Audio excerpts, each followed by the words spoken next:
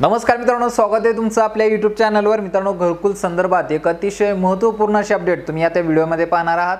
मित्रांनो, आपल्याला शासनामार्फत वेगवेगळ्या प्रकारची घरकुल अनुदानित स्वरूपात वाटप केली जातात, ज्याच्यामध्ये रमाई आवास घरकुल योजना असेल, प्रधानमंत्री आवास घरकुल योजना असेल आणि आता चालू झालेली नवीन स्टार्टअप जी आहे मोदी आवास घरकुल योजना, ही मोदी आवास घरकुल योजना असेल। अशा वेगवेगळ्या घरकुल योजना ज्या आहेत त्या महाराष्ट्र शासनामार्फत असो किंवा केंद्र शासनामार्फत असो, अशा दोन्ही ठिकाणी या योजना राबवल्या जातात आणि या योजनेचा लाभ नागरिकांना मोठ्या प्रमाणावरती होत आहे।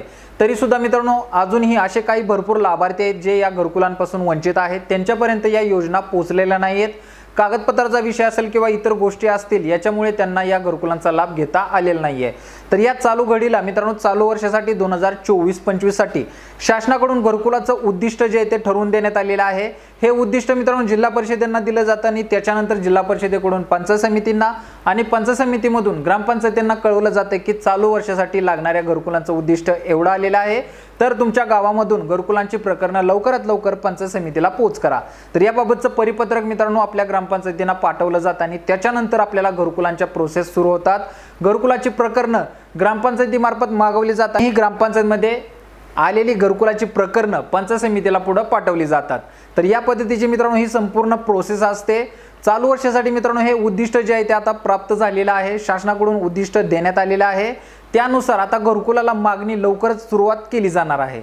तर मित्रांनो, हे उद्दिष्ट कोणत्या घरकुलाचं असणार आहे तर संपूर्ण माहिती तुम्ही या ठिकाणी पाहणार आहात।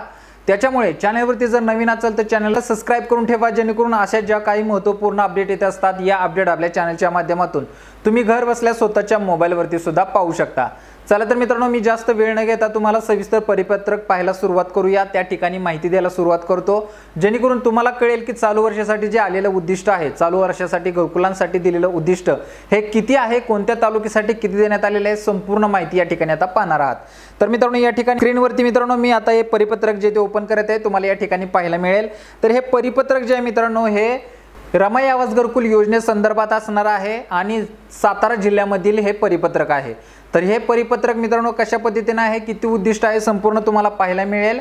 त्याचबरोबर मित्रांनो हे सातारा जिल्ह्याचं आहे, परंतु असेच परिपत्रक प्रत्येक जिल्ह्यांमधून मित्रांनो प्रसिद्ध करण्यात आलेलं आहे। प्रत्येक जिल्ह्यांचं परिपत्रक त्यांच्या जिल्हा परिषदेमध्ये किंवा पंचायत समितीमध्ये तुम्हाला हे परिपत्रक जे आहे ते पाहायला मिळणार आहे। जास्त माहिती घ्यायची असेल तर ग्रामपंचायतीमध्ये किंवा पंचायत समितीमध्ये घरकुल विभागात जाऊन याबद्दलची चौकशी करू शकता। रमाई आवास घरकुल योजनेसंदर्भातचं हे परिपत्रक या ठिकाणी आहे। असेच परिपत्रक प्रधानमंत्री आवास घरकुल योजना असेल, मोदी आवास घरकुल योजना असेल, अहिल्यादेवी होळकर घरकुल योजना असेल, अशा वेगवेगळ्या घरकुलांचे परिपत्रक घरकुल विभागामध्ये जाऊन तुम्ही पाहू शकता आणि या घरकुला संदर्भात अधिक माहिती सुद्धा त्या ठिकाणी जाणून घेऊ शकता। तर हे परिपत्रक जे आहे मित्रांनो सातारा जिल्ह्याचं आहे। दिनांक पाहू शकता आपल्याला 5/7/2024 म्हणजे पाठीमागच्या काही 4-5 दिवसापूर्वीचं हे परिपत्रक जे आहे ते तुम्ही या ठिकाणी पाहत आहात। याच्यामध्ये मित्रांनो सहाय्यक आयुक्त समाज कल्याण सातारा यांच्यामार्फत हे पत्र जे आहे ते पंचायत समितींना पाठवण्यात आलेलं आहे। पंचायत समितींना तालुक्यानुसार याची विभागणी करून देण्यात आलेली आहे। कोणत्या तालुक्याला किती या ठिकाणी प्रस्तावित प्रकरण मंजूर आहेत तर त्यांचा आकडा सुद्धा या ठिकाणी देण्यात आलेला आहे।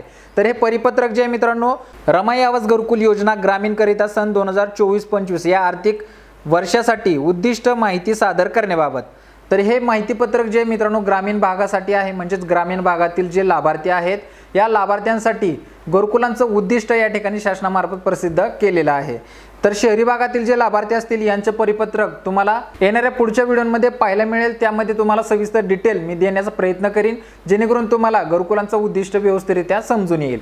त्याच्यानंतर मित्रांनो पुढे पहा, याच्यामध्ये आपल्याला संदर्भ दिसत आहे समाज कल्याण आयुक्तालय यांच्यामार्फत जे उद्दिष्ट निश्चितीकरण जे कोणत्या अंतर्गत करण्यात आलेले तर त्याचा दिनांक, त्याचा प्रारूप क्रमांक, संपूर्ण माहिती तुम्हाला या ठिकाणी पाहायला मिळत आहे। त्याचबरोबर मित्रांनो हे मान्य जिल्हाधिकारी यांच्या सूचनेनुसार प्रसिद्ध करण्यात आलेले आहे, तर त्या संदर्भाचा उल्लेख सुद्धा या ठिकाणी करण्यात आलेला आहे।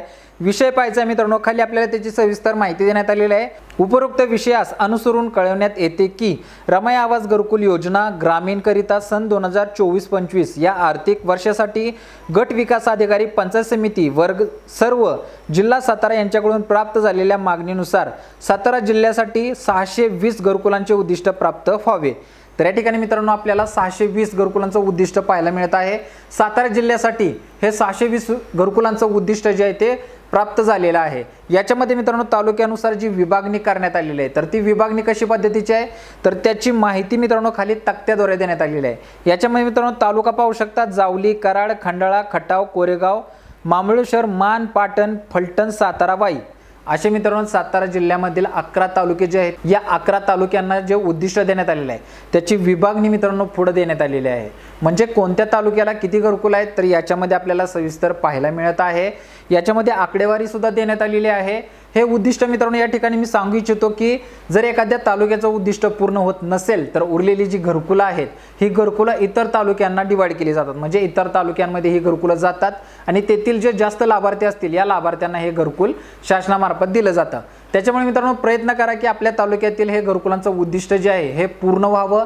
जास्तीत जास्त लाभार्थी या योजनेअंतर्गत सहभाग घेऊन या घरकुल योजनेचा लाभ घ्यावा जेणेकरून मित्रांनो हे उद्दिष्ट इतर तालुक्यांमध्ये जाणार नाही याची काळजी आपल्या ग्रामपंचायतीने किंवा गावातील नागरिकांनी घेणं गरजेचं आहे। जर तुमचे प्रस्ताव गेले तरच मित्रांनो तुम्हाला या घरकुलाचा लाभ मिळेल, तुमचे उद्दिष्ट पूर्ण होईल। जर तुम्ही प्रस्ताव दिलेच नाही तर मित्रांनो तुम्हाला नक्कीच अडचण येणार, तुमच्या तालुक्यात घरकुलं इतर तालुक्यांमध्ये डायव्हर्ट केली जातील। तर ही महत्त्वाची सूचना आहे मित्रांनो, लक्षात घ्या आणि कारण नसताना या गोष्टीची टाळाटाळ न करता याचे व्यवस्थित लक्ष केंद्रित करून घरकुलासाठी प्रस्ताव तयार करण्याच्या प्रोसेस तुम्ही सुरू करायचे आहेत। मित्रांनो घरकुलासाठी लागणारी जी कागदपत्रे असतील हे आपली परिपूर्ण असणं गरजेचं आहे। तुमच्याजवळ जर घरकुलासाठी लागणारी कागदपत्र संपूर्ण परिपूर्ण असे असतील तरच तुम्हाला घरकुलाचा लाभ घेता येतो। कागदपत्रा संदर्भात मित्रांनो एक डिटेल व्हिडिओ मी पाठीमागच्या भागात दिलेली आहे। तरी सुद्धा मित्रांनो तुम्हाला कागदपत्र या ठिकाणी मी थोडक्यात सांगतो की आपल्याला सुरुवातीला आपला महत्त्वाचा लागतो जातीचा दाखला, त्याच्यानंतर लागतं उत्पन्नाचा दाखला, सगळ्यात महत्त्वाचं आपलं स्वतःची जागा असणं गरजेचं आहे आणि त्या जागेवरती आपलं स्वतःचं नाव असणं गरजेचं आहे। जर जागा नाव नसेल तर ग्रामपंचायतीला आपल्या घराची नोंद असणं गरजेचं आहे, पण घराची नोंद असून गरजेचं नाही, ती घराची नोंद पडकी असल्याबाबत त्या ठिकाणी उल्लेख महत्त्वाचा आहे। म्हणजेच आपलं घर जे आहे ते पडकं असणं गरजेचं आहे। जर पक्क्या घराची ग्रामपंचायतीला नोंद असेल तर तुम्हाला घरकुल मिळणार नाही, हे मात्र गोष्ट लक्षात घ्या। तिसरी डॉक्युमेंट झाली आपला घराचा उतारा किंवा जागेचा उतारा। चौथी डॉक्युमेंट असेल मित्रांनो आपलं जॉब कार्ड। पाचवी डॉक्युमेंट असेल आपली बँकेचं पुस्तक। सहावी डॉक्युमेंट असेल आपलं आधार कार्ड।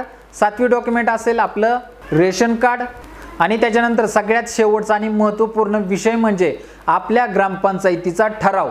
आपले परिपूर्ण असे प्रकरण तयार झाल्यानंतर हे आपले प्रकरण आपल्या ग्रामपंचायतीला जमा करायचं आहे।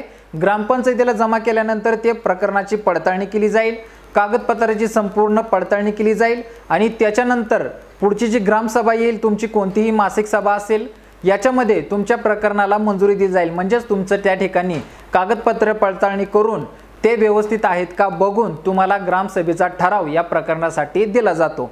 तर एवढी मोठी प्रोसेस मित्रांनो या ठिकाणी आहे, किरकोळ प्रोसेस आहे। फक्त मित्रांनो लक्ष ठेवा की आपल्याला कागदपत्रामध्ये कोणत्याही प्रकारची कमतरता भासली नाही पाहिजे। कागदपत्र आपली संपूर्ण पूर्ण आणि व्यवस्थित अशी असणं गरजेचं असणार आहे। तर ही मित्रांनो झाली रमाई आवास घरकुल योजनेसंदर्भाची थोडक्यात कागदपत्र। याच्यामध्ये आणखी तुम्हाला जर काही विशेष असा डाऊट असेल किंवा काही अडचण असेल तर आपल्या कमेंट बॉक्समध्ये नक्की कमेंट करा, जेणेकरून त्याच्यावरती मला व्यवस्थित असं तुम्हाला उत्तर देता येईल। तर हे मित्रांनो या पद्धतीने ही परिपत्रक जे आहे ते प्रसिद्ध झालेलं आहे। चालू वर्षासाठी जे काही लाभार्थी इच्छुक असतील अशा लाभार्थ्यांनी लवकरात लवकर आपली प्रकरणं आपली कागदपत्र गोळा करून प्रकरणाला आता सुरुवात करायची आहे। कारण की ही सूचना ज्या आहेत त्या संबंधित ग्रामपंचायतींना सुद्धा आता देण्यात आलेल्या आहेत।